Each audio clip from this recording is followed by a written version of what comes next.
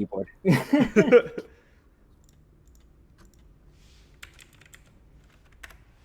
Okay.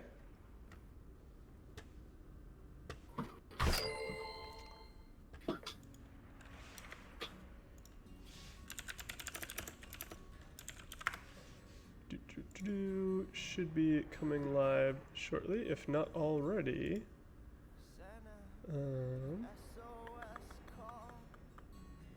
Network error. Boop, boop, boop, boop. Okay. Let's turn that. Sweet.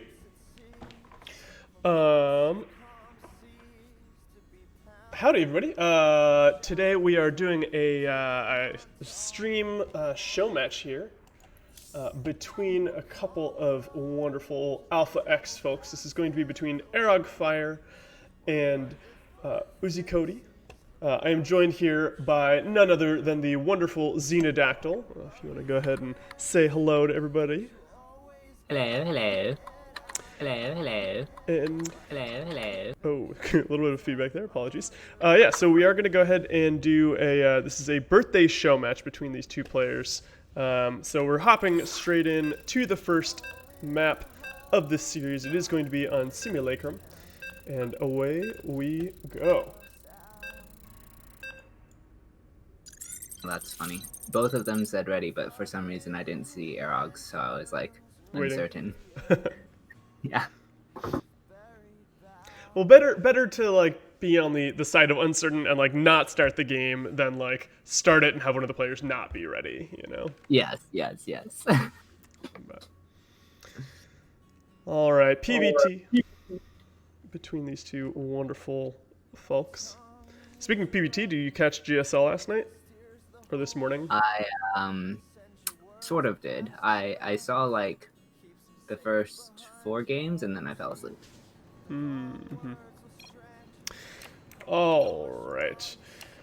Would you like to introduce our first player here? Alrighty, spawning in the bottom right has the red Protoss for Alpha X. As always, it is Arrogfire. And in the top left, it is your light blue Terran player, also from Alpha X. It is Uzikoti. Am I saying that right? Is it Uzikoti?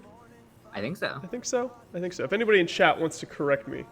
I mean, there might be, I don't know. It is French, so I think or is it French? I think it's French. It should be, there might be some, like, I don't know, exact way to pronounce it, but... Alright, well, so far in this game, everything is pretty standard. No crazy proxies or anything. Probe making its way across, but this is just for scouting. And I'm actually going to, real quick, adjust something here so that I don't keep on messing with you all.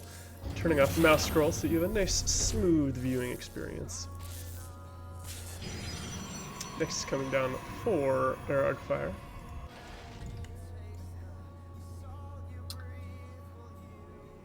Now, we do have the gas first out of Uzikoti, so he could tech aggressively if he wants to. I don't know if he will. He seems more... Yeah, there's the expansion. So, just gonna have a slightly faster factory, I guess, and that's that. No. A second Rax. Okay. Interesting. I mean, at this point, you know, he's mined a little over 150 gas off of this. We'll have to see. You know, I guess some of that is going to this reactor, but we'll see where the rest of it goes shortly. Yeah. Anyhow, Reaper's gonna go across the map, the usual scout, and or not. There he goes.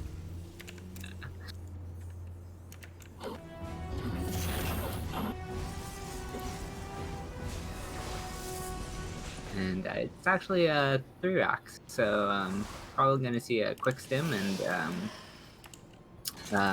aggressive center push in a moment. Well, I say a moment, I mean more like, 2.5 minutes. Sure. We'll see. We'll see.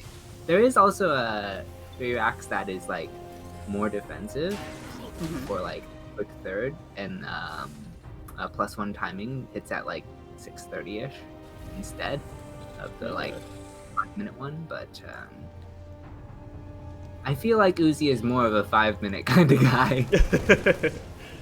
Push a little bit earlier, hit just before the Protoss can get their defenses up. Yeah. Actually, with the shorter stim, it might be before 5 minutes, now that I think about it, because I haven't seen it in like quite some time. Yeah. He is mixing some Marauders in here. Extra Tech Lab on here, so probably going to get a little bit more Marauders in this composition. Yeah, switching over both of those varieties to that. The Adept is going to confirm that we have Tech Labs on both of those Raxes, though, so we'll have to see what Arrogfire does in response to that information. He's gonna get a shield battery for starters. He has a partial wall, and Robo is halfway done. I don't think he'll be getting much use out of that Robo just yet, but maybe after he holds the push. Well, he's looking to buy some time with the Stalker movement. Yeah, Maybe now a queen or two. I like the idea of kiting this back, but as the Protoss player, you have to be very careful, because if the Terran had gone for concussive, these would just be dead units, basically, right? Yeah. Luckily, it is forcing Uzi to take an alternate path, at least. Yeah. He's doing a great job picking off Marines for free. You're right, the threat of concussive is like so scary to be out here. But he does have Blink now, so... Ooh, and with this 1 sentry, you can cut this army in half, and that's kind of what he does, picking off some of these units without, again, losing any hull damage. He's bought so much time this way, and... he retreats back to Immortal and Shield Battery. Okay, yeah, with the shield battery, the Immortal will easily stay alive, and this is an amazing hold here by Arrogfire. Very well done. Gets his third base up on time, and looking good for our Protoss hero. Yeah, I said that he wouldn't get much use out of the Robo, but he bought time with the Stalker movement in order to do so, and that came in clutch in making the defense very straightforward. Yeah, I think that's exactly what he needed to do. Right, just like kite little by little, force that other path like you mentioned. And again, baiting a stim out, and there are currently no medevacs here, so all of this damage is permanent damage for the time being, as these Stalkers just briefly run away. Very well done here. Oh, another stim coming down and then blinking away. Very nice. Okay, we do have a star report landing on the reactor, so we should start to see those medevacs coming out pretty fast to heal up these bruised bio units.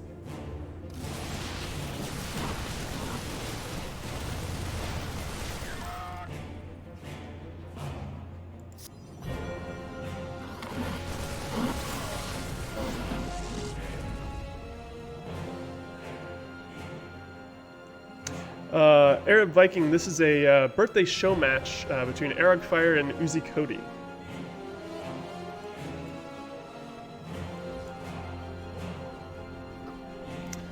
It looks like Arrogfire looking to make a push happen here. Of course, no problem. With the Prism here and these charge lots on the way. Charge, of course, finishing up in a couple of seconds. This is going to be kind of scary. We've got plenty of force fields here, trapping a whole bunch of bio units, and this is looking very, very good for our Protoss player. Medevac's picking up a lot of those bio units, lifting them to the other side of the force fields, and this is going to force a lift here on this command center. Yeah, and Uzi really needs this space in order to leverage some sense of economy, but I don't think that's... I mean, that's so much army here. Yeah. Even with the boys coming down to fight, the Immortals and the Stalkers. Just holding this is going to be hard. Yeah, let alone saving that base. Okay, here come all the SCVs from the Natural running out to fight Zealots. Not a position you want to be in. Some mines coming in here, and if they get some good connections, this could be good Going off, almost killing the Immortal, which will actually fall to the Marauders, but another wave of charge lots flying in. I think Arrog's taking it. Yeah. GG. First game going to Arrogfire.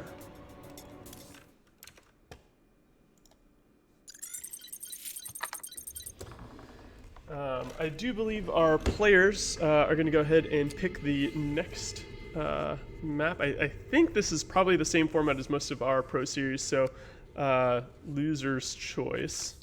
Yep.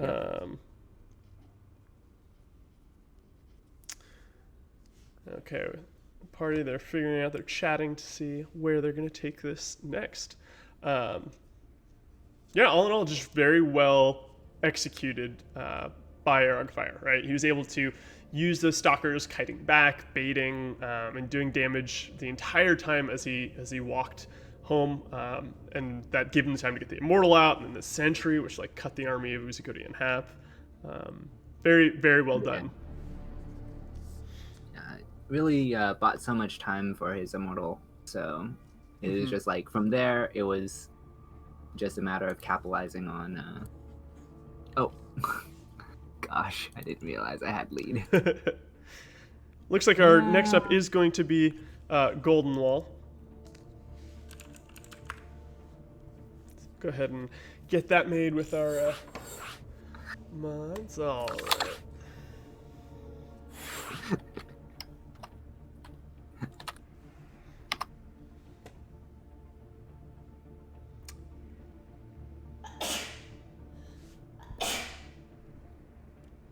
Looks like there we go. I was going to say we're waiting for the race check on Arrog. Okay, looks like everybody is ready to rock and roll. And we are climbing into our second game of this series. This is a best of 9, so we will probably go through and see all of, well, potentially see all of the maps.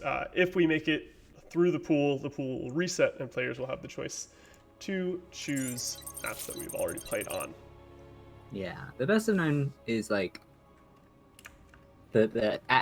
you're guaranteed a minimum of 5 maps, right? So it's like, okay, chances are pretty good you'll see at least one weird one and have a unique game. Indeed. Where is this? There we go. Would you like to go ahead and take it away, introduce our first player here? Sure. Spawning to the bottom left as the red Terran, sending out a early-ish SCV. It is Uzikoti. And in the bottom right of Golden Wall, it is your blue Protoss player, currently up 1 game in the series. It is Arrogfire. I think it's interesting. Oh, okay. Got a little bit of a Makarax kind of thing happening here. So this is, well, actually, this isn't really Maka. This is slightly aggressive, right? It's going to get the Reaper there a little bit faster, but it's not crazy all in. Right? He doesn't have to flood super far to get it back to his base. And this spot I really like because it actually, the probe here is not going to scout it. I don't think he intends to float this anywhere, actually. Oh, no. He's going to make a Reaper out of it, for sure. Yeah, for sure. No, but if he has to fall back. He might just try to take the gold. Oh, that's actually a really good point. Yeah. I'm not sure, because it might be blocking. Oh, he is sending his SCV back. Okay. Yeah. But, curious position. I think with the double gas, we're probably going to see a supply depot and then a factory come down here. Yeah. And sure enough, there's the factory, yeah. And there's the supply depot. I got the order wrong, bummer. But, right idea. Yeah. So, I would say this is relatively, it's not, quote, standard, but it's not uncommon. And there we go. There's the lift of the barracks. Yeah. It's going to fly back into the main. But it does, forced Arrogfire to go scout a whole bunch of locations here, check out what was happening on the, all around his base, make sure he wasn't getting too all-in. I've seen Uzikoti in this matchup specifically, open like this and then rush a 1-base BC. I don't know if he'll do that, but that is what springs to mind when I see him do this. Yeah, I mean, that would be exciting to see here. Right. Of course, the gas can go elsewhere, but there are certain things that you remember more often. Yeah. I think, so we see a reactor on this barracks. If it was a tech lab, I'd be like, oh man, 100%. But it could still happen, right? He just, gonna use that to make some marines. That's where he's gonna spend his minerals, and then the starport itself is just gonna drop the tech lab. Maybe. I don't know. There's the fusion core. I think we're gonna see it. Yeah. Now that this could be for some sort of liberator play, but I like where your head's at. I think this is going to be that one base BC kind of thing. I think he needs to close this depot. Ooh. Well, the adept is going to cancels the shade, and that adept did not see the fusion core. Most unfortunate for Arrogfire. At least it saw the Hellions, so this initial 3 Hellion drop, he'll have some mental preparation for. If he watched GSL, he might be thinking of that. He does still have the blind spot or two. His stalkers are on the ramp, so kind of, preparing for either side. Okay, they're starting to make their way closer into the main. And this medevac went all the way around, and it's unloading in this blind spot here. They run in, and here's the first batch, second batch, 5 workers, 7 workers already down, and immediately getting picked up and boosted out. Very well done by Uzikoti. Getting a little bit of free damage in there. And that first normally you look at 7 probe losses and it's like, oh, well, actually, he's just going to drop them again. Well, and I think that's really smart, right? The Protoss player is like, okay, I dealt with it. It's gone for now. I can go back to minding my own business, doing my thing. But then the follow-up drop is the one that, can get even more damage done potentially if the army is out of position. All right, Battlecruiser has warped in on this other side, so it will not be able to tactical jump out here. But it's going to go ahead and start picking off some of these probes. And currently, we only have 3 stalkers here to fight against this Battlecruiser. 2 more are getting warped in. And the Hellions dropping into the main once again. Not going to get any damage on that front. This Battlecruiser going to fly back to this little pocket here and, stay completely protected from these stalkers.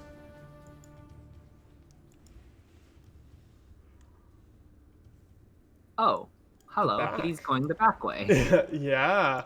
I did not even notice that he had been mining that, and he's got a couple workers running over here. Try to mine out the back. Do you suppose he'll drop a mule to mine this faster? I'm thinking that's probably going to be the case, because the 2 SCVs are going to take, okay, there's a third, but they're going to take forever to mine this out. But while all this army is walking on the south side, there's quite a few stalkers and some zealots marching up to the front here of Uzikoti. Yeah, this is getting really weird. He has nothing here to defend, so, because, he's trying to attack. And minerals are going to buy Arog a good amount of time, as he doesn't have a medevac to ferry these marines over the wall. At least not yet, I should say. Looks like Arrogfire is going to go ahead and nice snipe on the Viking there. He did recall all those units, so the aggression stopped on that side, and now with 1 medevac over here, he will be able to start lifting these marines in, and with 3 siege tanks on the low ground, Arrogfire is going to be very careful about how he engages with these marines.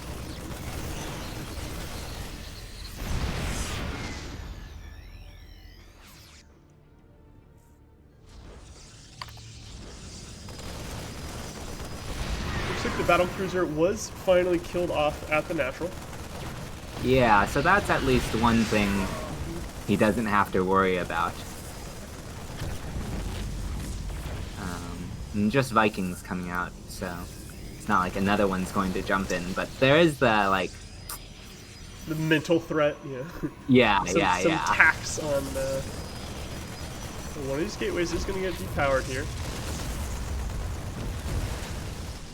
Arrogfire just warping in units, biding his time, waiting for Uzikoti to overcommit. Uzikoti can't quite come in and start killing anything super important, but he is able to deny this gas. Although now, with the tanks getting lifted in, this is starting to look a little bit scarier for Arrogfire. A landed Viking is going to help him a good bit up against the Stalkers, but there is an Immortal that can pick that off, like, in a hot second. Yeah. Okay, the mineral wall has been mined through. Some bunkers starting to come down, immediately falling. Charge lots coming in, the Immortal focusing down one of the tanks. Stalkers coming in to do some more damage. But there's a lot of bio that's still sitting here, and there's another 3 tanks on the low ground just shelling on all of the Protoss army. Nice force field, at least. Helps him cut the retreat path. But he hasn't quite dealt with this, and he lost most of his army in that engagement.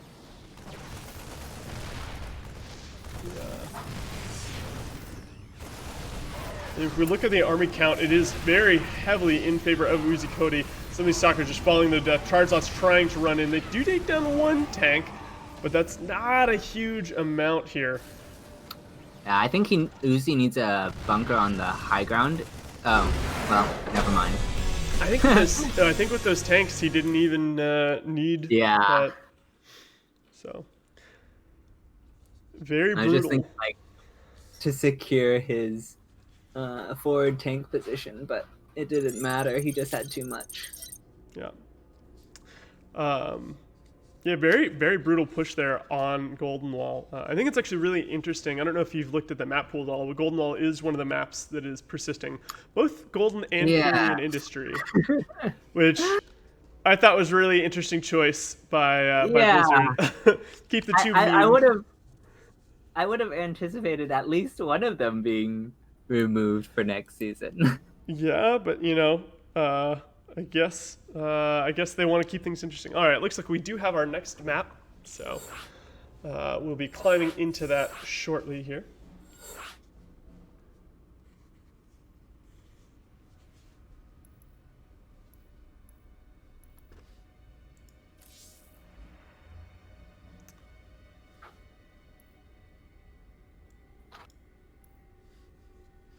We're waiting on Arog, maybe?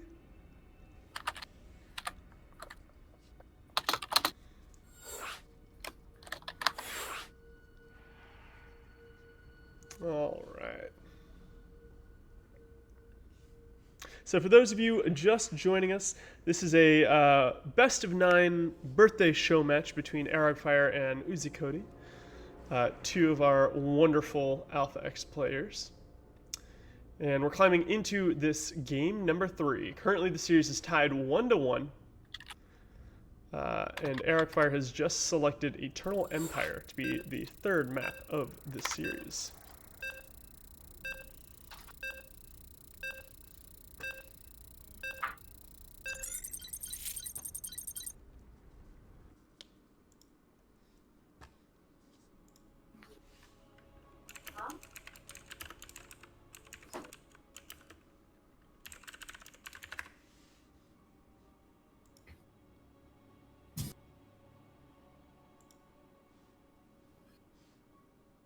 All right, so it's normally, well, let's introduce the players and all. Of course, of course. Would you like to do the honors? Yeah. Starting in the bottom right as the red Terran, the aggressive Terran for Alpha X, it is Uzikoti. And in the opposing top right corner of Eternal Empire, we have our blue Protoss player trying to pick up game number 3, recovering from that last one. It is Arrogfire.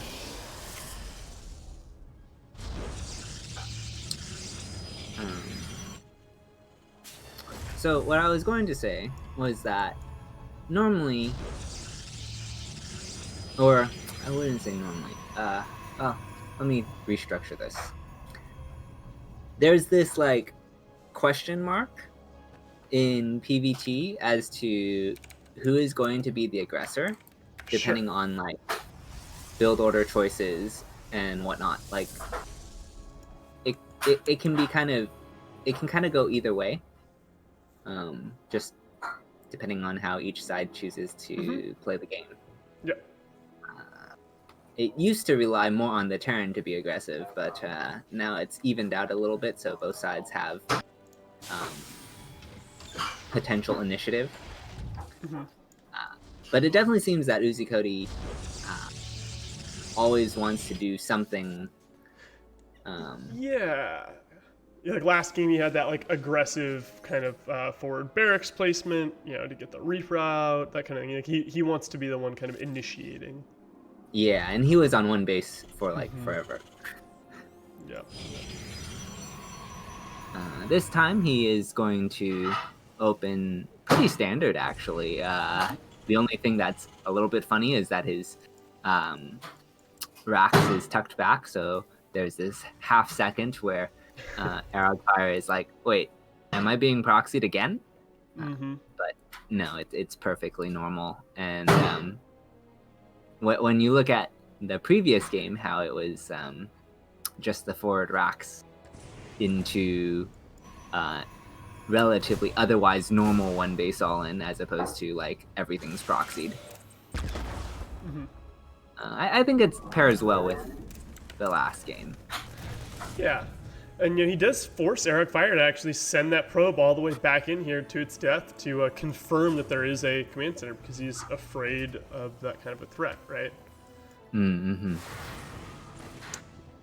Reaper gonna get out of the Protoss base with its life.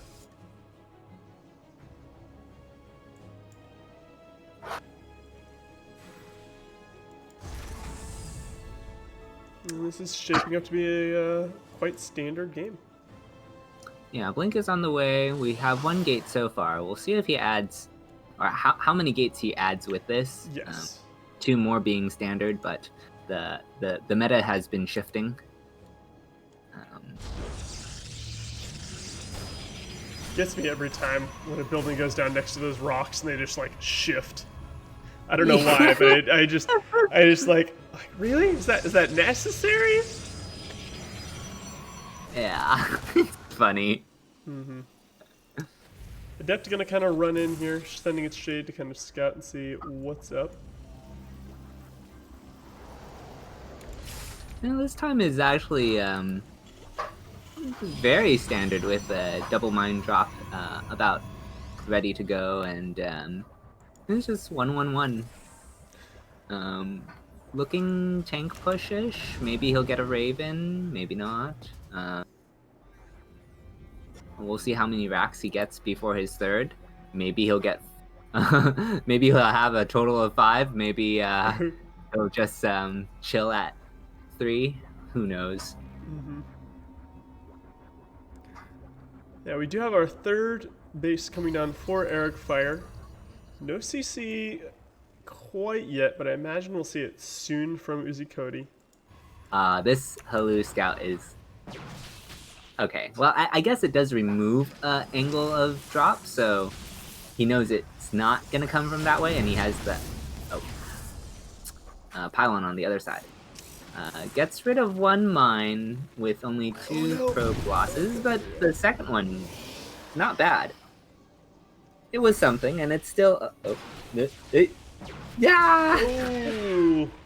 Apparently that is not enough space for a medevac to hide. He kind of got stuck on this the rocks of the Grand Canyon here. Yeah. It's like a little face. A little Perhaps he does not mine drop this map very often. There's a huge spot right here that he could have hidden in, but getting there, of course, is the problem, right? He had to fly over the stars. Right.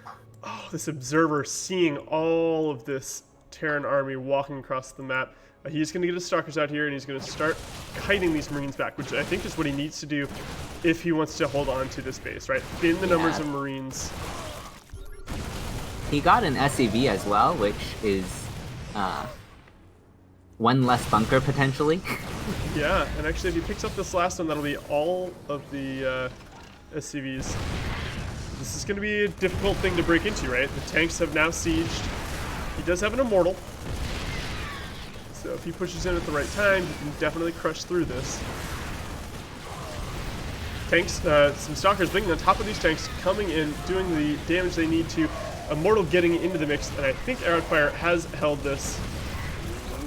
There we go. Yeah. This lonely tank is going to have to turn around real quick or be a very sad, sad boy. I think it will be sad. He's ready to roll into the next life. All right.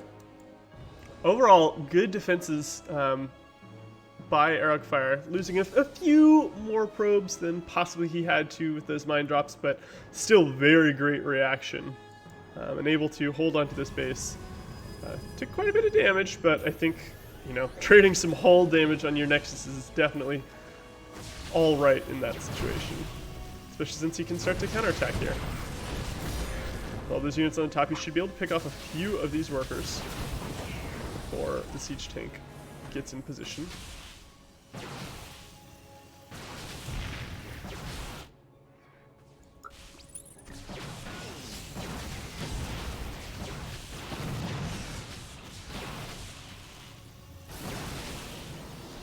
Observer does see the army, so he can kind of gauge how aggressive he can be with his stalkers. It's nice. He doesn't actually have a whole lot, but Stim isn't quite done yet, so these units can't just run at the stalkers yet. But it should be finishing shortly. We have an immortal joining the mix as well as a bunch of sentries with force field, so he'll be able to zone out the bio army and possibly get a fair bit more damage done. But looks like he is going to decide better of it. oh, Well, okay, I say that and then I notice the warp prism, so he's going in for the attack here. Chargeout's getting on top of all of this army. Blink Stalker's coming forward, taking out one of the tanks. Prism has to be careful not to die to the missile turret here. Almost unfolding underneath it. But 4 Stalkers in the main, as well as all these Chargeouts, the Immortals, and the Sentries out here. Ooh, that is a very red Warp Prism here. Some Marauders coming here with a couple of mines. And with the Immortal, I think this base is definitely going to have to get lifted and flown back. Great force fields here, trapping some of these Marauders in, but the Sim City of the missile turrets, as well as the supply depot missile turret, will take out the warp prism. That is going to end most of the aggression here. I think with these mines and Marauders, Uzi can definitely hold his natural, but I think if that prism hadn't died to the turret, that could have just been the end of the game there, but at this point, 30 workers fell during that engagement. We're currently sitting at 63 to 36 in favor of Arrogfire, so I think this is looking very good for our Protoss player.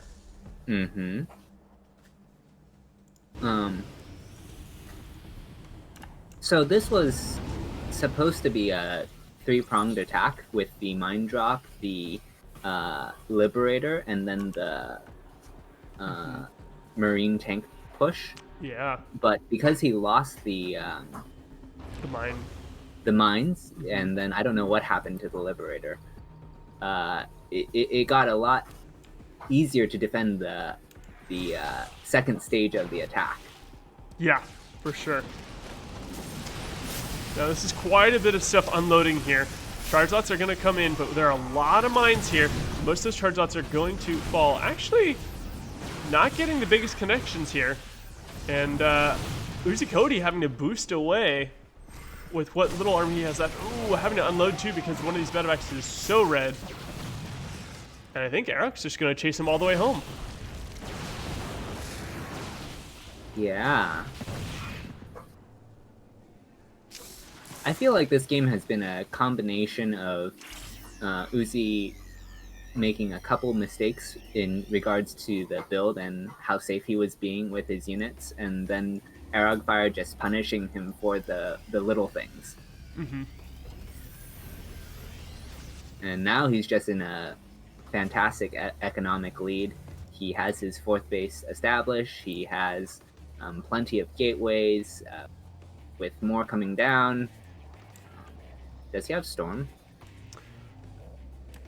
I don't know if Storm is done, but I imagine it probably. Well, he doesn't have any Templar. Oh, he's got 4 in the Prism. So yeah, I think Storm is done. What is the upgrades one? It's Shift U, Control U. I think U is units. Correct. I was thinking it's one of the alternates for that to get upgrades. But we do have a push coming Found across it here. on G. Yes, he does have Storm. There we go. G for grades. That's the one. So Storm is finished here. This supply depot wall is very good in terms of keeping Arrogfire zoned back. You know, those charge lots won't be able to connect with things, and the Liberators will be able to rain down from above. But Eric's just going to choose to go to the other side here.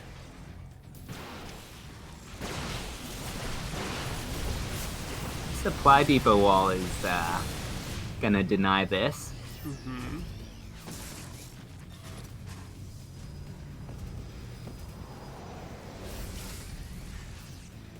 I feel like his prism needs to like. Well, he does this.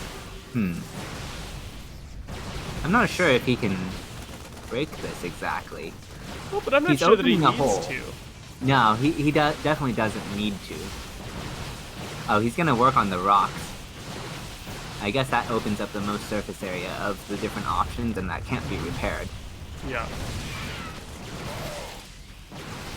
Liberators and mines are in a decent position. He can theoretically send some zealots into the mineral line if he wanted, but I think with the mines there, no, he would splash the the SCVs anyway. Oh, he's just gonna go for it now.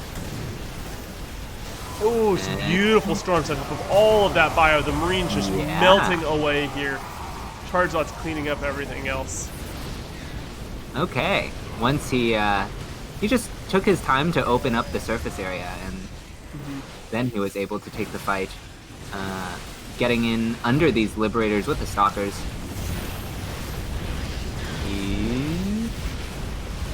I mean, this is...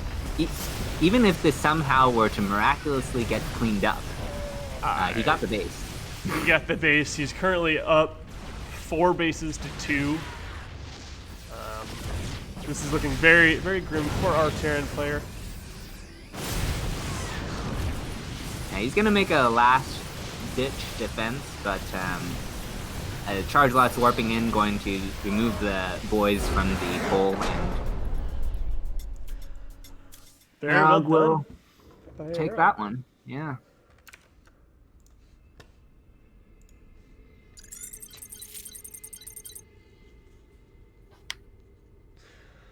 All right, so this does mean that map choice is going to go over to Uzikoti for game number 4. Arrogfire currently up 2-1 in the series. And yeah, I think that was just a very... I think patience was the right call there. You know, he's like, okay, I've got the bases. I can just sit here. I can slowly pick away at things. If you ever try to engage me, that's fine. I'll fight you. Otherwise, I'm going to kill these rocks. Then I'll kill the depots. Then I'll start picking away at your CC. And if at any point you unsiege to try to move forward, that's when I'll pounce. And it was really good. All right, looks like we do have our next map here. We're going to be playing on Zen for game number 4.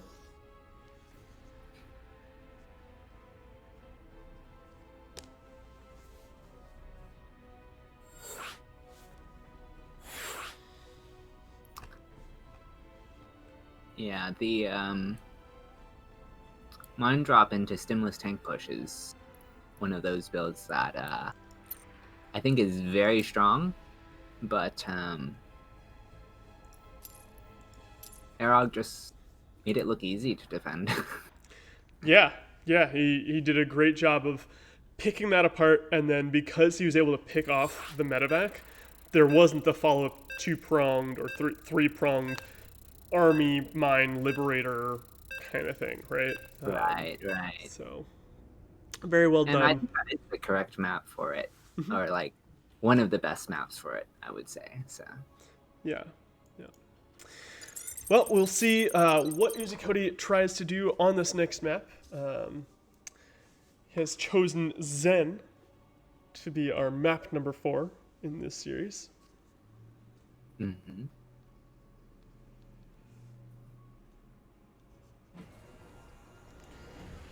And spawning to the upper right as the blue Terran, it is Uzikoti. And in the bottom left of Zen, it is our red Protoss player. It is Arrogfire.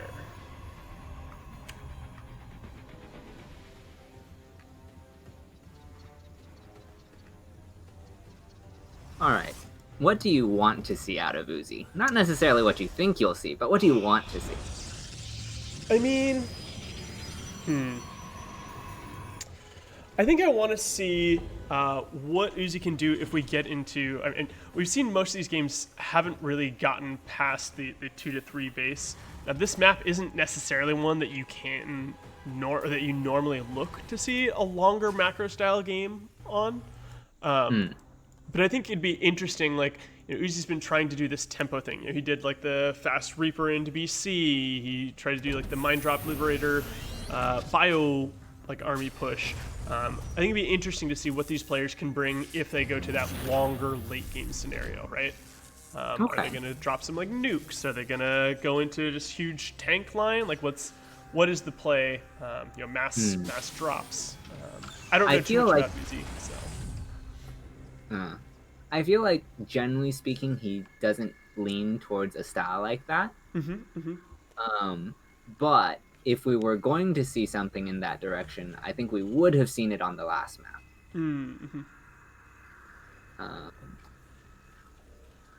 Yeah, I think like I mentioned, this is definitely a map where it's easy to get your natural. Taking the third isn't too complicated because again, you can just kind of like wall off here, and then you've got like really a pretty safe hold. But beyond the third base, that's when it starts to get a little bit dicier. Sure. I think if that initial attack had gone better, like he doesn't lose the mind drop. It tucks itself away in the actual dead space as opposed to the fake dead space. Yeah. And he can send the mine back in, and I don't know, has the Liberator at the natural wherever it was. I don't know, and is like either gets some probes on that next push or kills the third, something, Yeah. Maybe Uzi's able to take 2 more bases after his third. Maybe he's able to go somewhere, and maybe there was an intent to get a longer game. For sure. We'll have to see what happens here. We do have a starport getting constructed at the bottom side of the map here. Is it going to be a Liberator? I think this is a medevac first. He's going to run his the Hellions. 4 Hellions to like this forward third and pick them up and run them in. Maybe. Well, I think you've got the right idea. Ooh, not quite getting in. Pylon going there to plug the hole, but yeah, totally. He's going to get those Hellions in this medevac, drop it in. Now, one thing that's unfortunate about this map for a kind of drop like this is because the bases, like the natural and the main, are so like smushed and close together. The units here at the natural can get back into the main pretty quickly. Sure, but he can also hit the natural mineral line from the high ground, so depending on how he runs his Hellion. Oh, that pylon getting dropped at just the right time to spot this. Yeah. Oh, he has another Hellion. Yeah. Running, who doesn't quite get any kills, but dropping back in the main here. Gonna pick up a couple of workers here. Oh, okay, picking up. So far we've only lost 2 Hellions for 4 workers. So Not the hugest damage, but definitely, I think, worth for Uzikoti. Yeah. He is getting that Liberator behind this that you asked for, Yeah. and that could be a two-prong follow-up. That could justify this opener, but as it stands right now, if he gets no more damage, I think Arrogfire will be very happy with this. Yes, I agree. I think we're going to see the Hellions go into the natural maybe while the Liberator goes into the main. It's all going to come down to timing, right? Can he split Arrogfire's attention? So the Stalkers are coming back here to stop the Liberator. Hellions running. Observer sees it. I don't... Okay, there's the probe pull. Okay. 8 workers, 9, and they're gonna get picked up. So the Liberator didn't do anything in the backside. Arrogfire did spot that, but the Hellions getting in there and doing quite a bit of damage. 1 Liberator for 9 workers. The Liberator was the decoy. Oh, okay. Losing the medevac wasn't great there. Yeah, third base is just now starting for Uzikoti. Oh, Arrogfire still hasn't scouted this. It's just outside of vision. Okay. Mine here in the way of these Stalkers. Other Stalkers over here, not quite getting hit by that one. Warp Prism, or excuse me, the Observer going to get picked off as soon as the turret finishes. Recalls the Stalkers back and dropping his gateways. That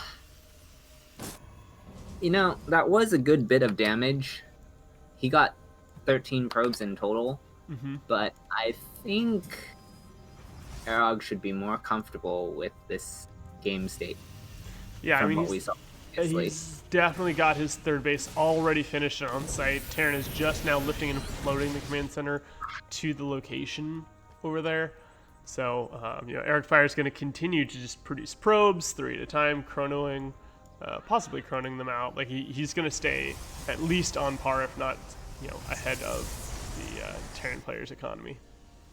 Yeah, he has a tank with his army, and he is moving out with some mines and bio as well.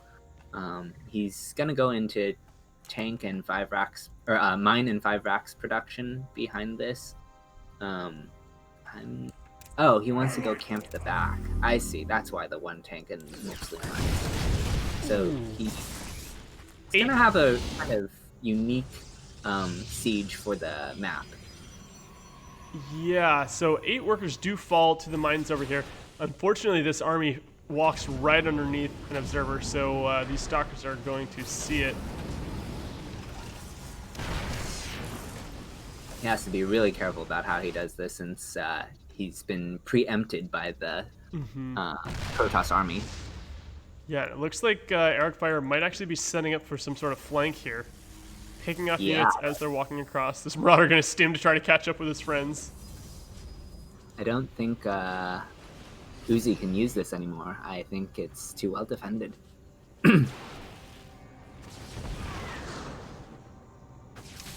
And the longer he stays here, the thinner this becomes.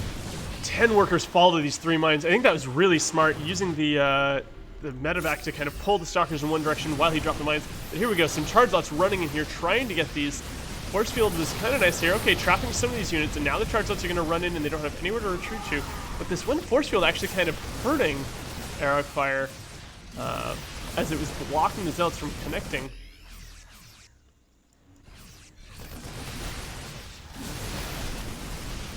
He's brought more of his army down,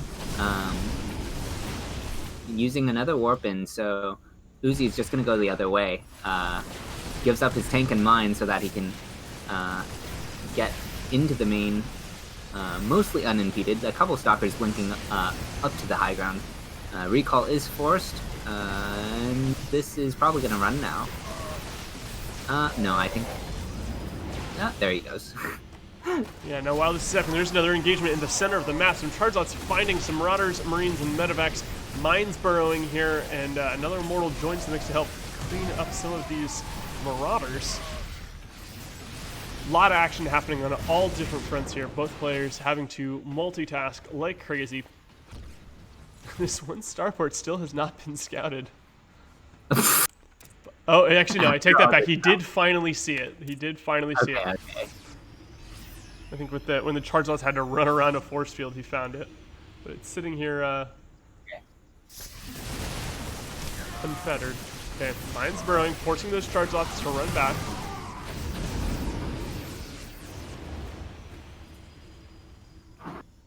This one observer just doing so much work for Arrogfire, spotting. Yeah. Now, great Liberator position here, keeping the army from just being able to run up here. And this one pylon powering 5 different gateways. If that gets depowered, that's going to stop a lot of the production for our Protoss hero here. Instead of choosing to go for the probes here, the Liberator will fall to the Stalkers. Okay, the pylon does go down, excuse me. Only 4 of those were powered off of that one. What's the second one back here? But a boosted pickup is going to get most of this army out and over to the third, where there are currently only 4 Stalkers. Does pick up the low medevac. Yeah. The Liberators are sieging up, so the reinforcements coming from the main and natural are not going to be able to get over here very easily. And now with this positioning, he can get the third. Yeah, it's starting to look better and better for Uzikoti. And that's going to do it with the third base falling. Arrogfire is going to tap out. Yeah, really well done. The opening, I think, went well for Arrogfire, or at least well enough, I should say. I wouldn't say it went well, but like, I definitely think I would have given him a slight edge going into the mid game. But what all that you were saying about the mines on the back end to the third, I think really inhibited Arrogfire's ability to, I guess, control the multi-prong. Yeah, well, and I mean, when he lost all those workers during that multi-pronged attack, right, he kind of lost a lot of his income, and so he wasn't able to kind of keep up with the Terran production. So it just kind of like slowly like kept on dragging and went more and more in Uzikoti's favor. Looks like Everdream is going to be our next map here, chosen by Arrogfire. I am going to give you lobby host, and I'll be right back. All right. Once we load in. Sounds good. Still waiting. Oh, entering.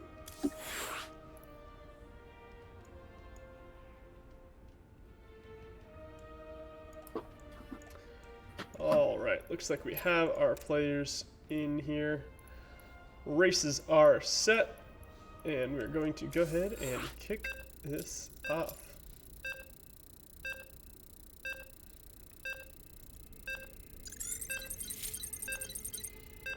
For those of you just now joining us, we are climbing into game number 5 of this best of 9 show match between Arrogfire and Uzikoti. Uzikoti tying up the series on that last game on Zen. Arrogfire choosing Everdream to be the next map.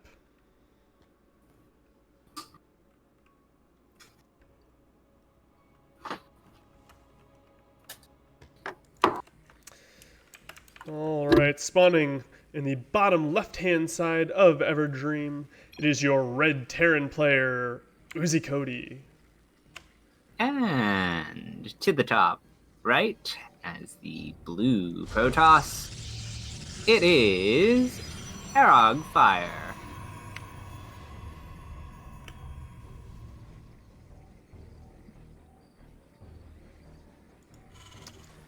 Got another gas first out of Uzikoti.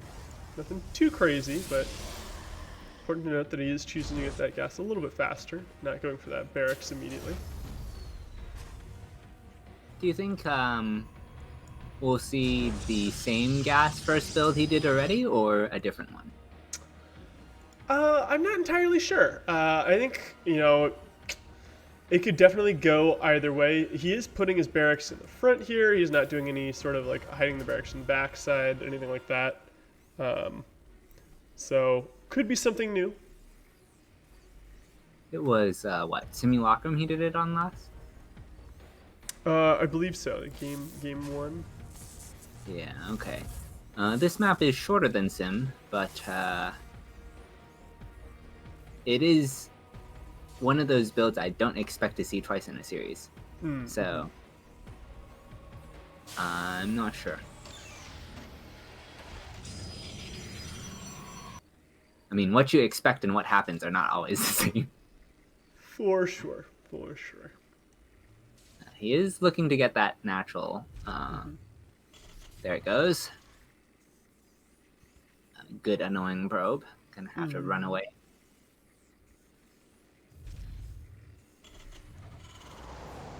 And a factory. Yeah, so pretty standard things at this point.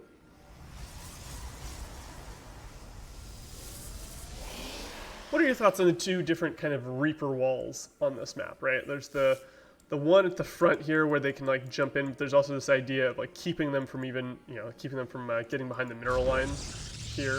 I think if he wants to do the mineral Reaper wall, his pylon should have been behind his gas instead of in front of his gas, because now the Reaper can actually just go off the cliff. Yeah, right next to the right side of that cybernetics core. But the cliff wall here is a little bit obnoxious, especially if we see another stimulus tank push of some sort.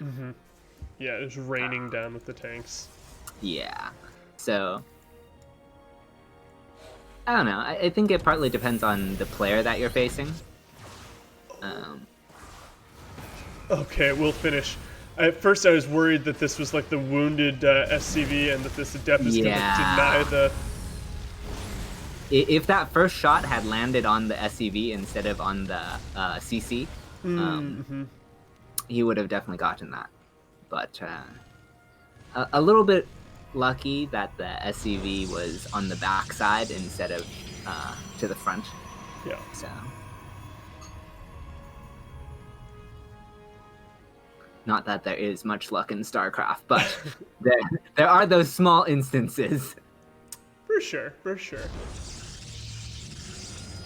What's the saying? Luck has been preparation meets opportunity.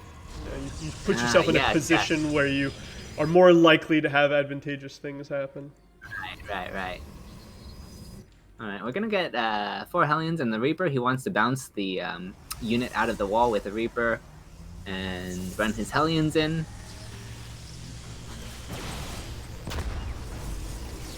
Be able to get 2 of them in. Able. Halfway.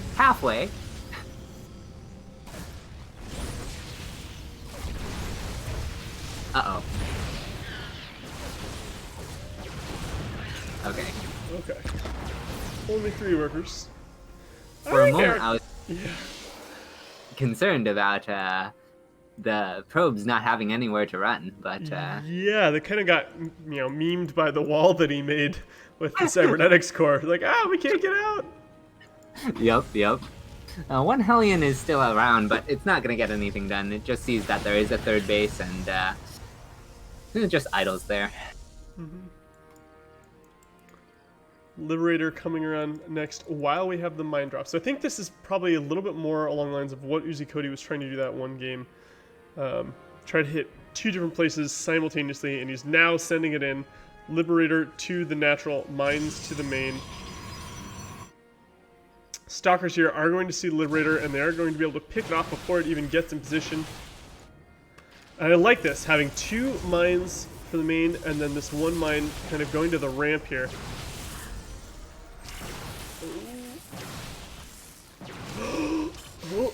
Oh, great pull at the last second by Arrogfire. He had all those probes starting to return to the line, and the mine kind of locked on, but then he pulled most of them back. Could have been very dead mineral line. Yeah. This medevac has found the dead space here, but currently has no occupants. inside of it. Well, Arog doesn't have a way to confirm that because he only saw 3 mines, right? So That's true. like, there could be a 4th one.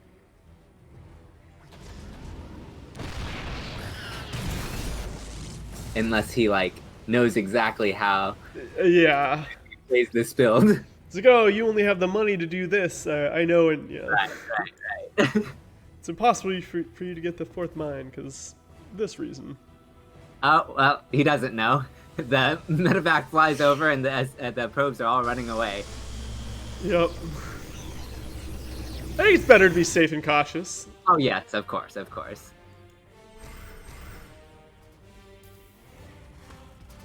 So, medevac getting some, or forcing some lost mining time with no occupants as... okay. Cute.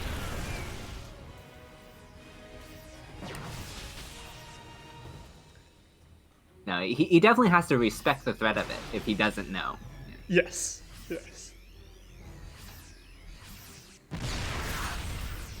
Because that's definitely a game-losing thing. You know, you assume like, there's no way that you have that, and then of course you lose an entire mineral line. Yeah, then you spend like 20 minutes watching and rewatching the replay, trying to figure out how he got the money. That would be the thing though, right? You just like go for 4 mines, but only drop 2 at the beginning or something, or 3, and you just never show the last one, and you just hide it in the corner for like 5 minutes, and then like roll out when the Protoss player least expects it. Good way to tilt your opponent. Yeah. Some okay force fields here. Not quite trapping the bios. They're able to slip through the tiny little cracks here. We have 4 charge lots inside of a warp prism here, getting ready to drop into the natural. Currently, there's no real units here, right? They've all been rallied out to the 3rd base.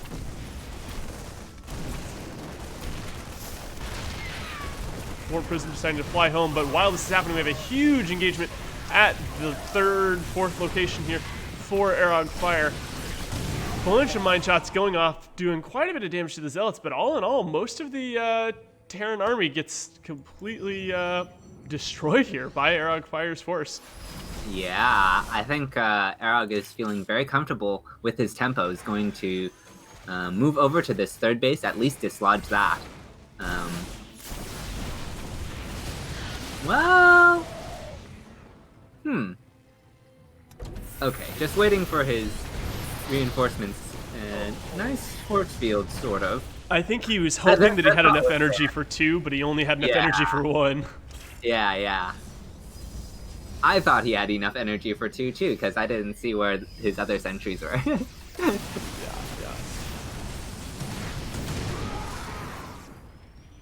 I knew he made more than 1. Yeah. So Arrogfire has rotated all the way around to the backside of this army here. Liberator not going to be able to help in this fight. Again, only enough energy for that 1 force field. The mines most of them did blow up on some charge lots earlier. This poor Immortal has been sent the wrong address of where to go here. And as this army continues pushing forward towards the bio here, the Liberator is not quite going to be able to help. We do have a Warp Prism joining the fight, should be able to warp in another huge round of Zealots. Yeah, Zealots here. And forces a liftoff of the 3rd Command Center once again. Yeah, I think he should be content to just keep the 3rd off its location. Oh, actually, he's going to drop on the tank. Picks that off, and suddenly the attack path opens up a lot more, as long as he doesn't lose the prism. Yeah. I mean, this is working beautifully for Arrogfire. You know, a couple charge lots run forward to start attacking some of the SCVs that were repairing the orbital command, and a mine, actually, friendly fire kills off 13 of those SCVs. Wow. And behind all of this, right, you know, Arrogfire is continuing to push, but he took his 4th base, right? So even if this army kind of dies, he's in a good economic position, assuming there isn't a huge counter push. But I don't see enough units here for there to be any sort of counter push. The army supply is 64 for Arrogfire, 35 for Uzikoti, and the workers, in a similar boat, right? Twice as much for our Protoss player. And with that, Uzikoti's gonna tap out. Arrogfire takes game number 5. I just realized, friends, this is not a best of 5. I apparently hit a 5 there. That should have said best of 9. I'm now looking at this screen. Apparently I hit the 5, not the 9. So we still have a couple more games. Don't you worry.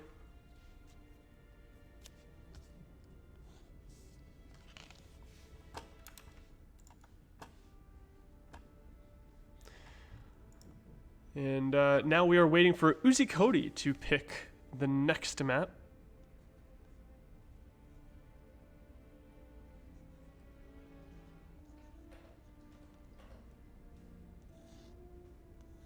This has been a very back and forth series, actually, right? Arag won game 1 on Sim, then Uzi picked up the Golden Wall game. Eternal Empire game 3 went back to Arag, then Uzi picking up the one on Zen. It's just like they're trading back and forth. Yeah. I think you have those series, right? It's like a boxing match or something. Oh wait, Purity. Oh, where did they? I think. Yeah, there we go. So it is going to be. I was just counting in my head. I was like 1, 2, 3, 4, 5, 6. So it's Purity, or there should be one other choice, right? What's the last one? Yeah. Nightshade. We haven't. Nightshade. So I guess the next map is Nightshade.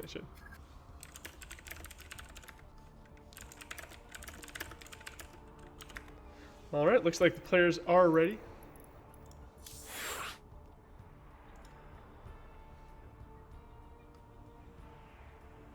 And I think we're good to go.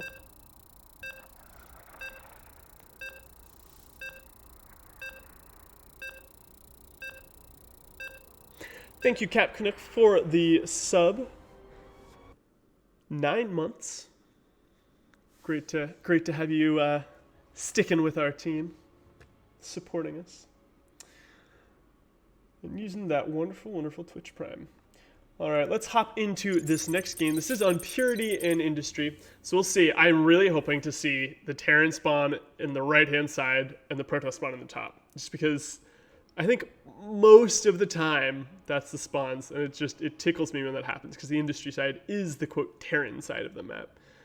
But of course that's not what happens. Ah, well. All right, would you like to go ahead and start off introducing our players here?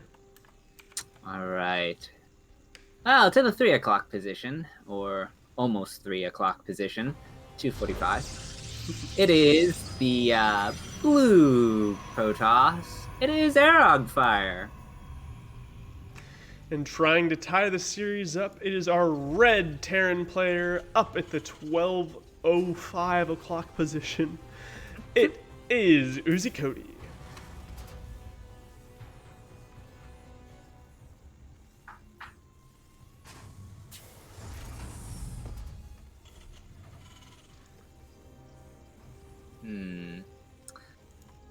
So gas first again. On this map, I feel like whatever he does is gonna leverage the airspace, yeah? Well, it could. I think that's definitely very strong, right? You know, having stemmed bio that you could just kind of plop in the backside of your opponent's main. It's pretty nice. What you stated there almost sounds like Dreams 211, but I don't think that's a gas first build.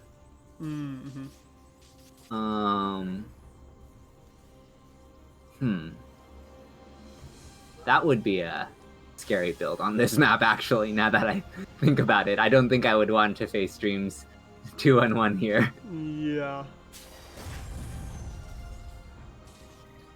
So far, nothing too crazy. Yeah. CC starting to go down. And of course, on the other side, the Nexus was securely planted a little while ago. Alright, we're seeing a factory behind this. So maybe another Hellion drop? I mean, yeah, the Liberator mine Hellion stuff could be good. We've seen him do that a couple times here, and there's a lot of airspace for you to flee and not die. So yeah, fair bit here for the Liberator to retreat. Right, there's no dead space below the natural, but you can at least fly or in a path that the ground units have to walk around to catch you. Sure. All right, so we've talked about the airspace obscurity. What about the gold in the island? Do you think that will come into play in any way, shape, or form? I mean, I want it to, right? Or the high yield gas, right? I want there to be some sort of meme, but I think for usually if those things are going to happen, you see that as the natural, right? It's a hidden natural. It's not. It happens before the 4-minute mark, kind of thing. Okay, so you're saying we would have seen something like the way he opened on Golden Wall, but instead he builds a natural in his main and floats it to the island. Yeah, exactly. Yeah, something like that, right? I do think the gold base is a lot more likely than the island base. You just build it on site at the gold. But I think unless there's some sort of huge contain... Line them up. Okay, only getting 4 workers here? 4 workers in total. Oh, well, wait. I say that, and then another one goes down. So that's 5 workers here plus the scouting worker. And the only thing that Uzikoti lost here was that Reaper. So I think Uzikoti is very happy with that trade so far. Mm-hmm. Gonna get that sentry in the wall, and these Hellions are actually... Okay, the Stalkers do not quite find them. Mm-hmm. Oh, but we have the follow-up mine drop. There are 4 mines this time. He heard us. Before. He heard us. Boosting in here. 1, 2, 3. Oh, no reaction yet. Oh my gosh, this is going to do massive damage here. The entire mineral line here blowing up. 16 workers lost by Uzikoti because these stalkers were off hunting Hellions. He managed to kill the 2 Hellions, but at what cost? At what cost? Possibly the game. Here we go. Okay, Liberator's going to come in and hit the main while the 4 mines come down to the natural. 3 stalkers still not quite in position. Blink is done, so they'll be able to come up here. And this Liberator, it's in an awkward position, but I think it's more to kind of pull attention while the mines get up. The middle mine runs away to the high ground. Yeah, I think that's a great idea, actually. And actually, it's kind of trapping these stalkers in here. The Liberator going to pick up and move after it's secured its 5 worker kills. Hit the gas instead. Yeah. Oh, well. Oh, mine in the natural coming back down. Oh, of course, it's not quite off cooldown. And this is pre-patch Widow Mine, so it's not invisible yet. Although I don't see an armory completed yet. Yeah, no armory, so it wouldn't be cloaked in the patch anyway.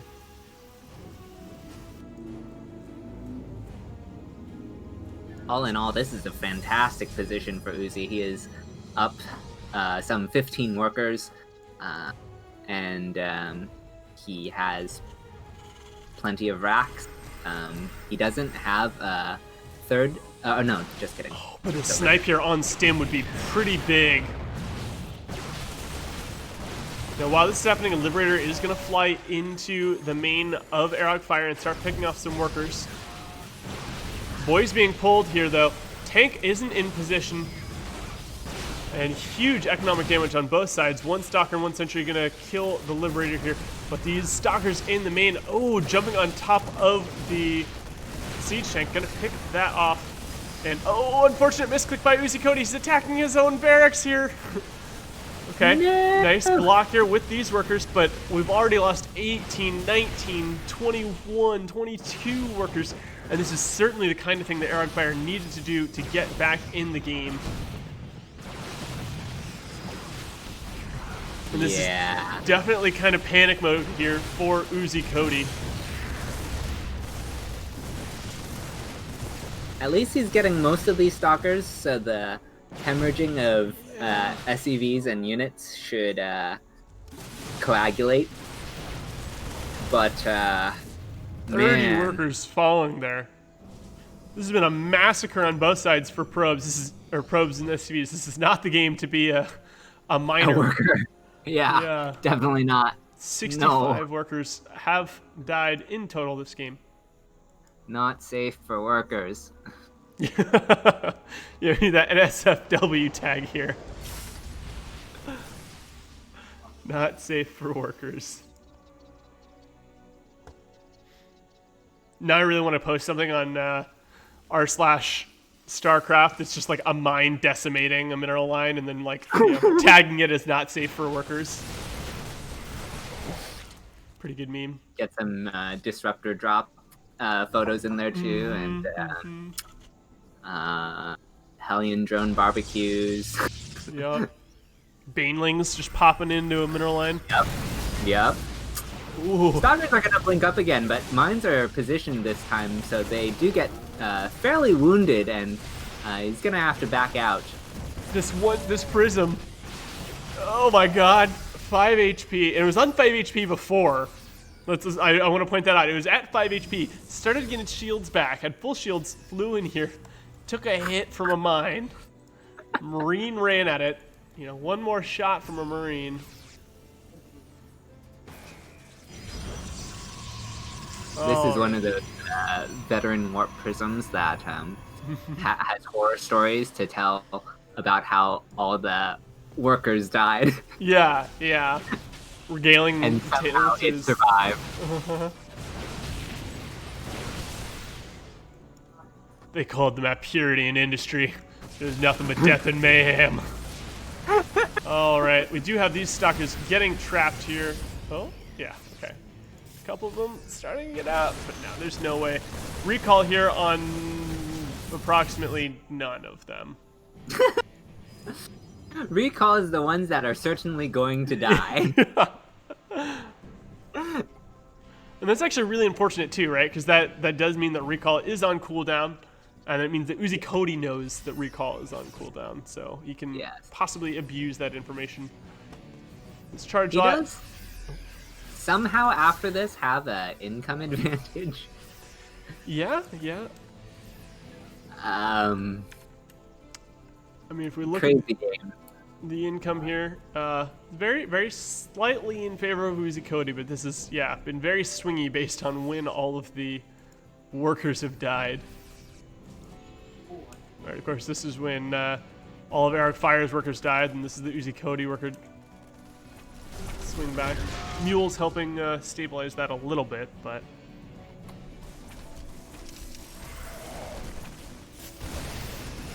Working on these rocks, I think he actually didn't want to do that, right? Because like now the well, he does have a nice concave now, which is something. True.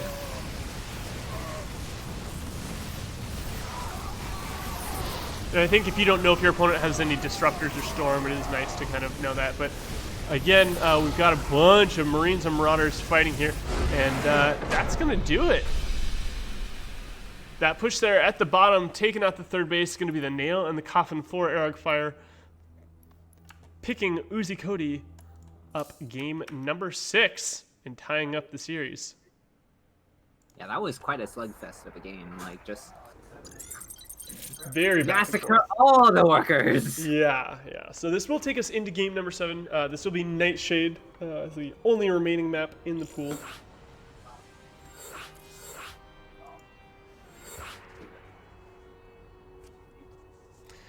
We're going to take a quick break here while our players go ahead and grab a drink of water or something, run to the restroom. And that was a very, very worker killed style. Is there? I'm trying to see if there's a tab that actually shows that in post game stuff. I don't think there is, unfortunately. Yeah, maybe if you have the replay uploaded somewhere on something, that might be able to tell you. But in any case, very very scary. Okay, it looks like both of our players are ready to go here. We're gonna start game number 7 in this best of 9.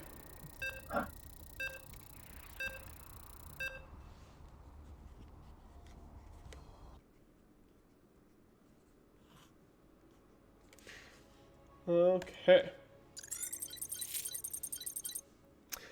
So once again, these players just continuing to trade back and forth. Uzi picking up that last map, meaning that it is currently 3-3 in this best of 9.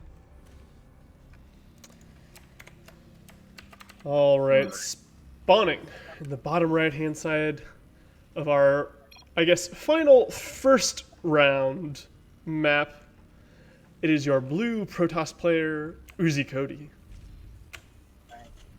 And to the top left, as the red Protoss, it is Arrogfire.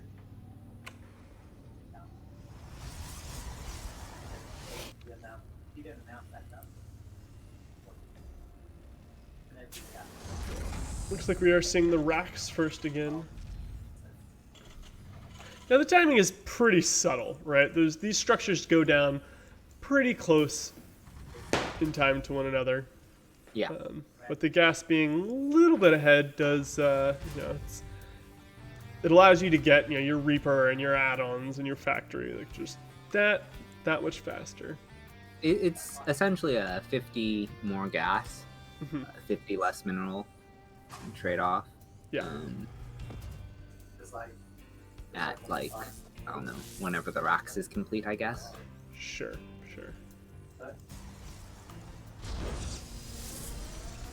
Something in that approximation. I don't play Terran, so I cannot confirm this from experience.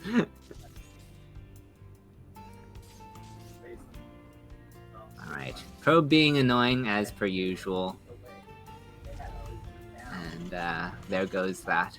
Low ground CC. Reaper is 75% done. Probe has to run. Just the normal things of the early game.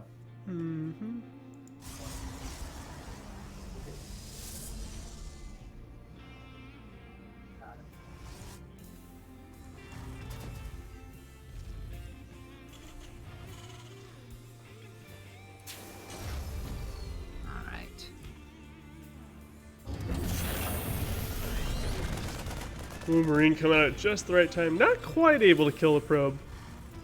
It certainly sends it running home crying. But on the other side, we do have an Adept here. Gonna get not quite kill off the Reaper. Now on this map, I've actually started doing the Reaper wall here. Just because it's a little minor optimization, but it helps keep annoying things like this from happening, right?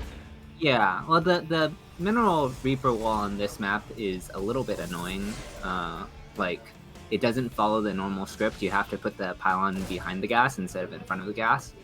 And I think a lot of people are used to it being in front of the gas since it's also a fast weapon. That you would not have a gateway off the first pylon anyway, so what difference does it make, really? But yeah. It's still nice if you want to add a cannon or shield battery to your mineral line for some particular reason. Yeah, let's say there's Banshees. Yeah.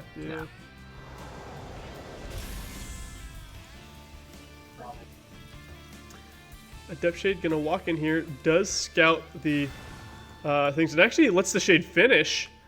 He's just gonna walk in here and possibly get a worker or two. Yeah, the Reaper also ran in and got its own probe, so... Okay, so They're trading, you know, blow for blow here. Yeah, yeah. It's Oh, a microcosm of the previous game, you know? this Adept and this Reaper are gonna find each other soon. Oh, actually, lets the Shade finish again. Walking in here. Picks off another worker, and this Adept.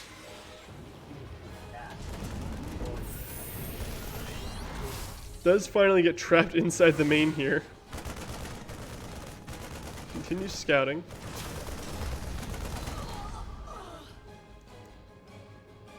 Once again, we see the mine drop. This time, only 2 mines in it, and a follow-up Liberator. A little bit of a supply block here, so Liberator is not going to quite come out. Fixes that promptly with the call down. And sees the third, changes his angle of approach so that he is not spotted, as buildings have less vision until they are complete. I'm gonna fly into the natural rather, and Ooh, nice blink there. This mine doesn't actually do anything. Very well handled by Arrogfire.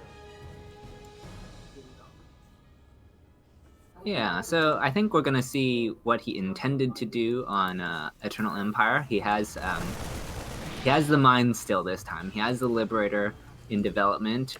His tank is out. He doesn't.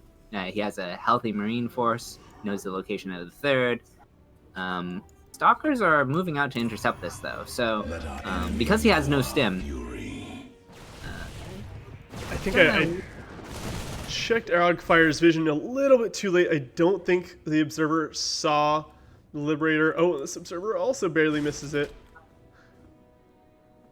And yeah, like you said, this is exactly, I think, what he was intending to do in the last game. Push the third base with the army, hit the main with the Liberator, and drop that mine back into the natural. Oh, the mine. Oh no. These workers. Oh, these no. workers. Oh, 12 fall to that. He does pull the workers away from the main here. These siege tanks and marines are going to start working over, but I think these stalkers should be able to clean up this army if they wanted to. He'll be able to clean up the tank push, but he's already lost 12 probes, plus the mining time at the main. So, like, he shouldn't lose his third, but he's taken significant economic damage regardless. This fight actually not going as well as I think it should have. Liberator gonna pick off 6 more workers before eventually getting cleaned up. And the medevac is still sitting here. The mine, I believe, is back off of cooldown at this point. And that was very well done by Uzikoti, right? You know, Arrogfire thought he was fine because he pulled the workers, but Uzikoti just unburrowed, walked the mine forward to where they had been pulled to, reburrowed, and then picked off the batch of workers. Yeah, he's floating his third down now. I guess the stalker count is low enough he can afford to do this. Sometimes when this kind of damage is done, it's like you just keep the third on the high ground. Okay, he's gonna do that now. Just because, like, the only way you lose the game is if you lose your base. Third, yeah. I think with the bio here, yeah. Yeah, there he goes. He can repel the stalkers and secure this properly, especially with this high ground tank covering for them. Blink Stalker's almost picking off the medevac with the mine in it. Mm-hmm.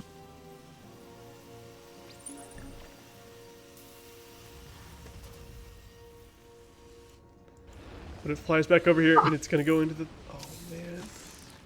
This is interesting. He's building the supply depot right on the perimeter range of the tank. You know, I think what this does is the charge lots will hit the depot, and so then the splash will not hit his units. Yeah, I think that's actually really smart.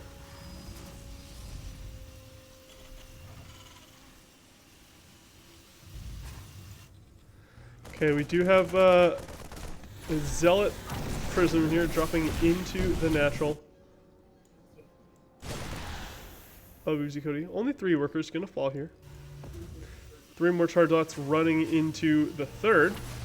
And this is where all the mules are, right? So doing a good job. Focuses down one mule before going into some other workers.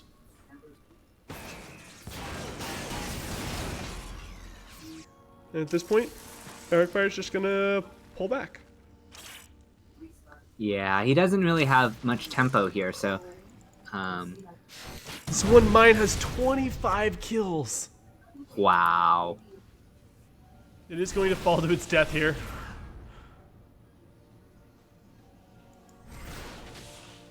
Oh, 2 HP medevac. It is going to finally die. But at the same time, we have this warp prism returning here. There's one missile turret. It's going to shoot away. While these zealots try to get some damage, they do pick off 2 SCVs at the third base. But this is looking very, very good for Uzikoti. Mm-hmm. He's even on upgrades. He has a sizable army lead, and he's up in workers. Like, those are the 3 fronts. yeah. He's going for this very heavy biomine composition, which I think is very strong, right? The mines are going to take care of all the charge lots, the marines. Yeah, it's also Marauder heavy, so the stalkers are not gonna, like, the entire gateway forces, like, yeah, accounted for. Mm-hmm.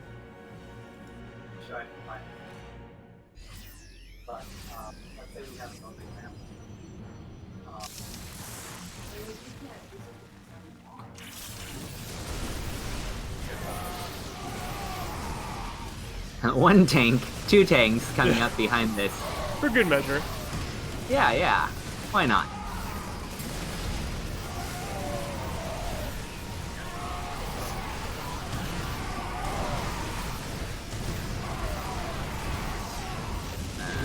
Nicely positioned behind the rocks. The tank's going to provide cover. And the mines are securing these positions for the charge lots, so the bio can just slink in and out, and now getting on top of what's left. The game's pretty much in the bag. Unfortunate. Arrogfire unloading those High Templars so that he could get some storms. With Storm a second away from finishing, and the High Templar getting picked off. Very well done by Uzikoti, and for the first time in the series, Uzikoti is actually up 4-3. Yeah, I think it's like a real night and day difference between having the mine and not having the mine. Oh yeah, for sure. Okay, so we're actually going back to the first map of the series. Arrogfire saying, "Hey, I won game number 1 on Sim. Let's go ahead and do it again. Rinse and repeat."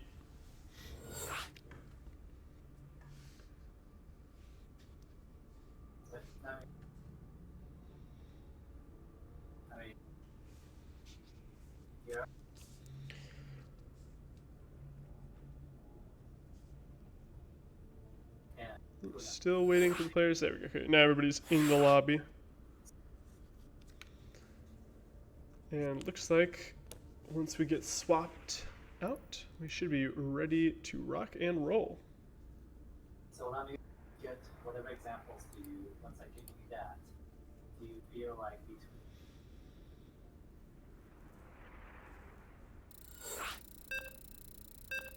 So do you think Uzikoti is going to try anything differently this time on this map? We already saw, one strategy pan out. Arrogfire was able to pick up the map, but do you think we're going to see anything different out of either of the players? Or they're just going to try to play the same game, but do it better, kind of thing? Well, I don't think he's going to do the Mariners, the 3 racks. I don't think he's going to do that like he did the first game. And I don't think he's going to do the Mine Liberator stimulus tank push. Because that is not good on this map. Like, this is the one map that it's not good on. Because of the linear layout and lack of dead airspace. Yeah, for sure. So maybe we see the one base BC. Maybe we see some other thing. I'm not sure. But yeah, those are my thoughts from Uzi. And I think Arog's basically played Mass Gateway all the games in some way, shape, or form. Yeah, it's been pretty standard. Let's go ahead and introduce our players. Spawning in the top left-hand side of Simulacrum, trying to take this this repeat of this map in his favor this time. It is our blue Terran player, Uzikoti. And to the bottom right has the red Protoss. It is Arrogfire.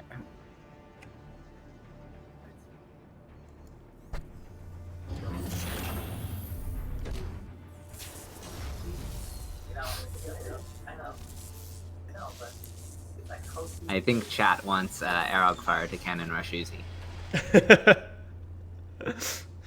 I think the two of us would love to see that as well. Maybe not on this map. Yeah, this isn't the best map for cannon rushing. I think if you're going to cannon rush a Terran, I would say Everdream is probably the best to do it on. Sure. Because that low ground cannon can deny the gas. Right. So.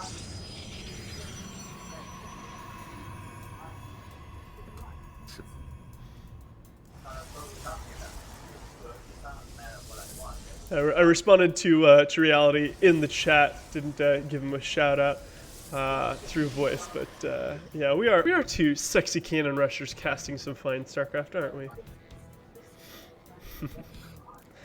All right, we're gonna see a 1-1-1 opener from Uzi. I don't know where he goes from here. I guess Hellions again. He's got the reactor. I'm not sure. He's shown a couple variations. Like he did one with four Hellions and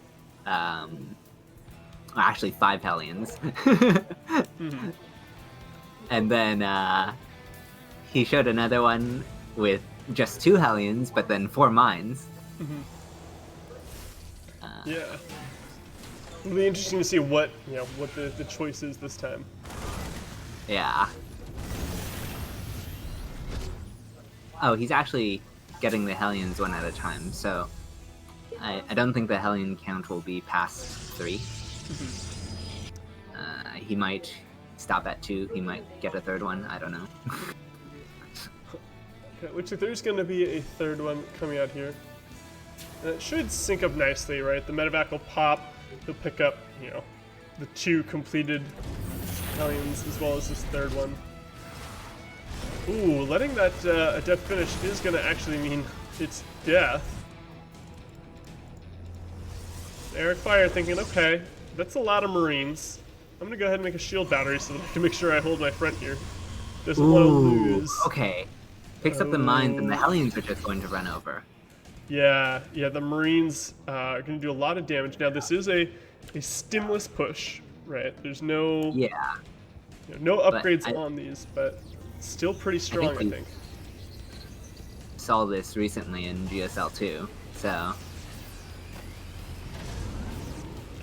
And switches for the Hellions. Okay, this is cool. Yeah.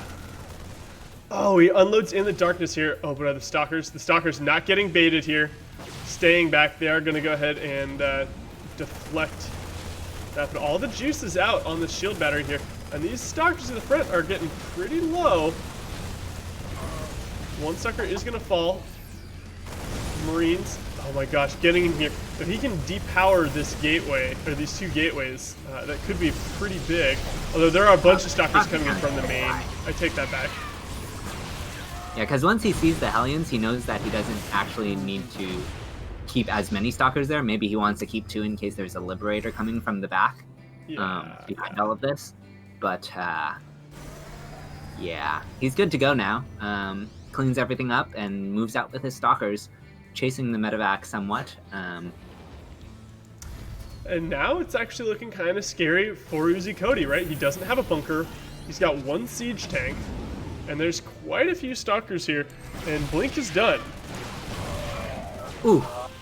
Loses the medevac with a handful of marines in it, and this is going from bad to worse for Uzi.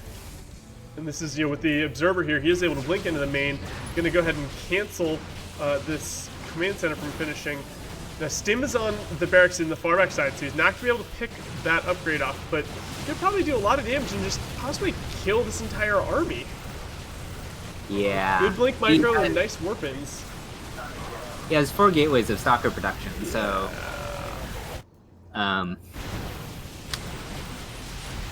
he can just keep juggling and blinking and warping in.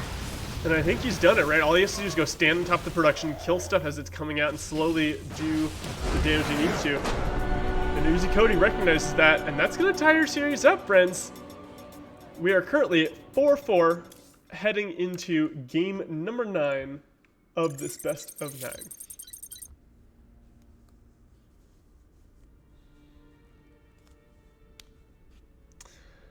All right.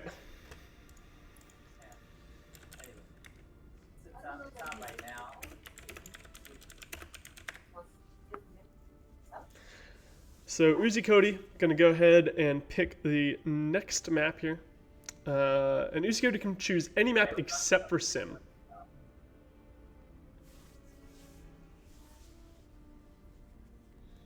Here's the real question: does he choose Golden again? I think you just want a BC meme.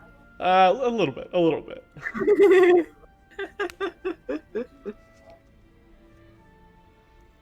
All right. Uzikoti making sure to think, give this decision the appropriate amount of weight. I think. Okay. Interesting. Eternal. So another thing that I think is really interesting is this is a map that Arrogfire chose initially on the way through. Right.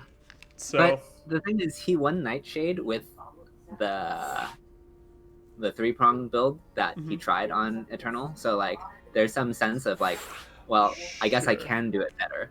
Yeah, yeah. It's all in the execution. And I think, yeah. Also, his BC build is not bad here either. Okay. So it at least opens some ambiguity, and I am having issues swapping the players. Okay, here we go. I hate when you try to drag and it like auto-fills, and you're like, oh, Yeah. interface, Yeah. stop being dumb. Yeah. It's okay. Blizzard is a small indie gaming company. They can't afford to have intuitive user interfaces. All right. Well, we are climbing into game number 9 of this birthday show match. I don't know if we've actually said it yet, but happy birthday to Arrogfire. He is turning 13, so actually everybody go ahead and type the happy birthday in chat. Spam that. I don't know if you have any emotes that are happy birthday. Go ahead and spam those happy birthdays. Send your love to Arrogfire for this show match. And let's get into this game, number 9. Spawning in the top right-hand side of Eternal Empire, it is your blue Terran player, Uzikoti. And in the opposing corner for a final match, as the red Protoss, it is the birthday boy, Arrogfire. I can't imagine being this good at this game at the age of 13. I'm thinking about like when I was playing this game. I played when I was 13. It was Brood War, and all we did is we do big game hunters or fastest possible map, and we just like set the game up, and we'd like let our units mine a bunch, and then we'd like go run outside and like play for. Oh, I need to get the interface swapped over here. My apologies, friends. I'll do a quick zoom in here. The two spawns. Nothing too interesting has happened yet. But yeah, you'd go do all sorts of things outside, and then you come back and like play the game with infinite money. But definitely not playing at grandmaster, like high competitive level at such a young age.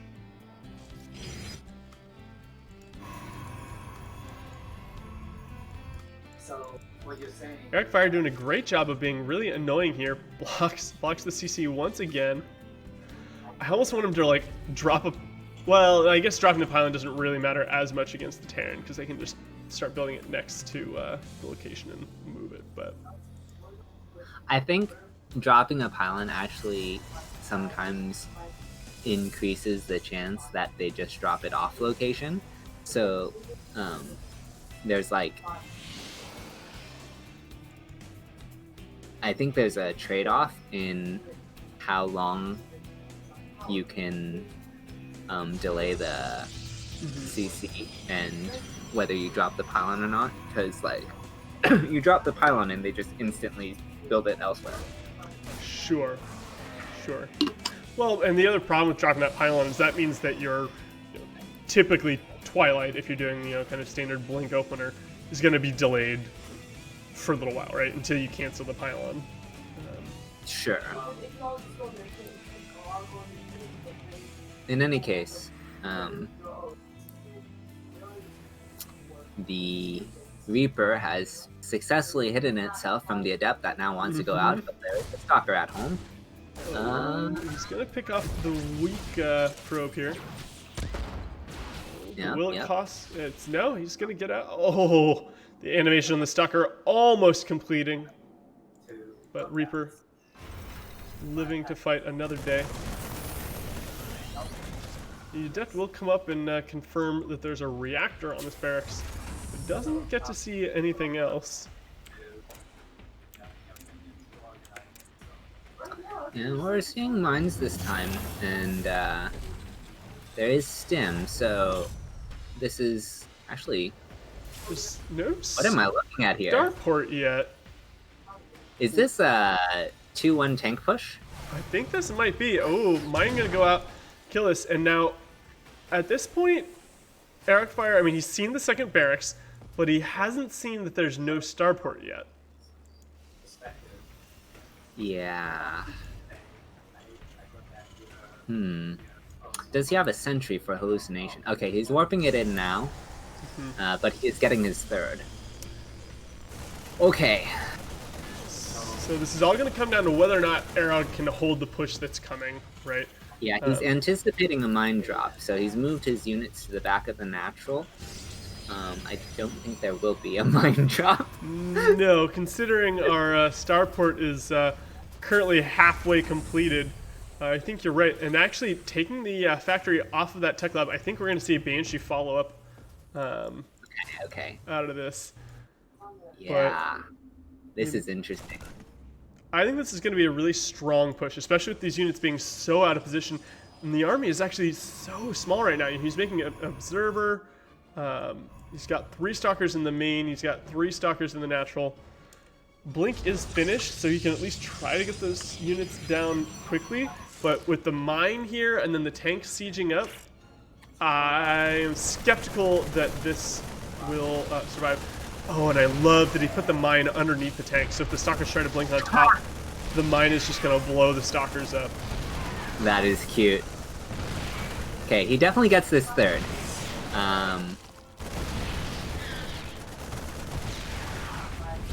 What beautifully does he done. have?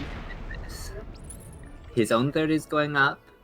He had, on location, he has more bio coming across the map. Some marauders are in there, so they'll be able to help with the The stalkers. mine's still there. Okay, nice blink away from the mine shot there. Immortal's coming, so he will be able to get the tank and, well, Stim is good, and it's going to get on top of that Immortal. Immortal and push the stalkers back for a bit. Beautiful stutter step here by Uzikoti, and Stim has been used in these permanent damage things for now, but there's a medevac that's pretty close. That's going to be joining the army here in just a second. I think this is very optimistic of Arrogfire trying to take this base right now. There's a lot. Yeah, okay. He does. He sees the medevac, sees that this pressure is not letting up. As we go, More mines, marines, and marauders making their way across the map here. And a warp prism popping out for Arrogfire. The thing is, the longer his third is not up, the weaker his, like, it's a timer for him, because he's on a mass gateway style, so like his army falls off if he doesn't have eco. Yeah. Stalkers blinking up into the main, but there's a lot of marauders here, and they're going to be able to fight these stalkers. There are no batteries and no charge loss to tank here. I really like how Uzikoti split this up. He's got 3 marines just working on all of these probes. 7, 8, maybe a 9th worker going down, while he just picks up the rest of the army and flits it down to low ground again. The charge is done. These charge lots are going to run out, but he can just pick it up and fly away. so maybe not for you. Okay, mine shots connecting there. But here comes the counterattack, right? And, oh, the warp prism isn't moving. If this warp prism was coming with the... Are nice. Gonna get a lot of shields knocked off these zealots and break up the push. So Arrogfire's drawing up with his warp prism, and he has to get something done here. He can't just idle. Yeah. Rotating over to the third, I think this is definitely correct. Uzi is a little bit out of position, but he's adjusting. Unfortunately, that charge did get used on the command center, so these zealots won't be able to close that gap quite as fast. You know, I think that's part of why his army was positioned behind the orbital, is to increase the probability of a wasted charge. Yeah. Now, this is the, quote, new charge, or I guess it's not the old charge, so it doesn't have the impact damage, but still, the ability of zealots to chase units down, especially stimmed bio that's retreating and kiting, definitely very diminished when the charge is off. At least he should get a cancel on this 4th, so that's something. But I don't think that's, like, this 4th is it doesn't even need to be here right now. Yeah, that's just kind of like icing on the cake for Uzikoti. Right.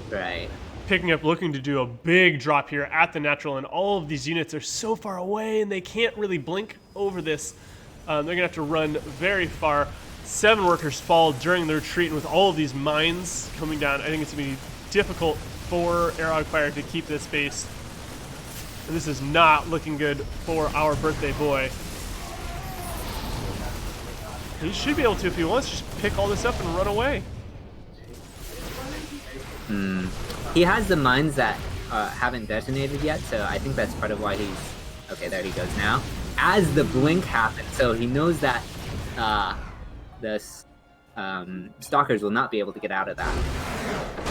And Uzi is going to close out this series. Very well done by Uzikoti. Sad that our birthday boy isn't able to pull it out.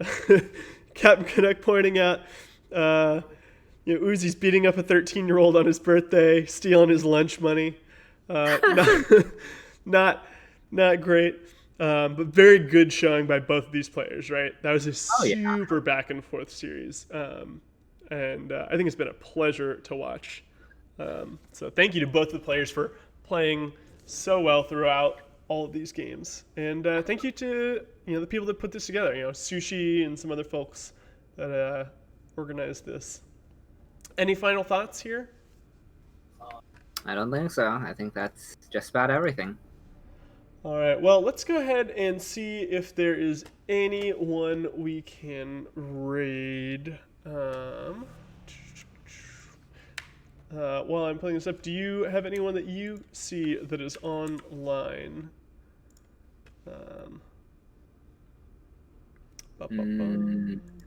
I do not see anyone, at least. Yeah, I don't see anyone from the team currently live. All right, well, we'll just go ahead and end it there. Here we go. We'll send people on over to maybe up a tree or something. Just keep those of you that are in StarCraft to continue watching StarCraft streams. Let's go ahead and do that, I guess.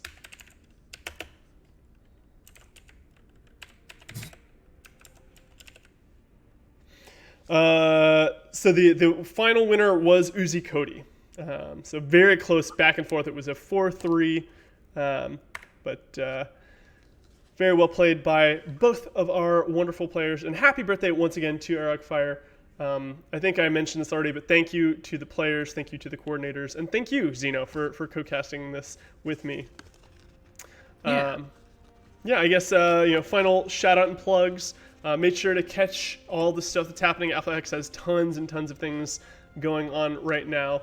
I believe we've got the Cynical Death Alpha X CD series coming up soon. We've got the Into the Alpha X stuff. So be sure to watch all the things here on Twitch as well as over on Afrika TV. And make sure to check out Xenodactyl. He streams from time to time over on his channel. I think it's Twitch TV /Xenodactyl. And you can find me at Twitch. It's F=MA. Oh, what's up? Oh, it's ALPX_. That's right, ALPX. Sweet. I will have a wonderful. But you stream more than I do. Yeah, that's true. That's a little bit.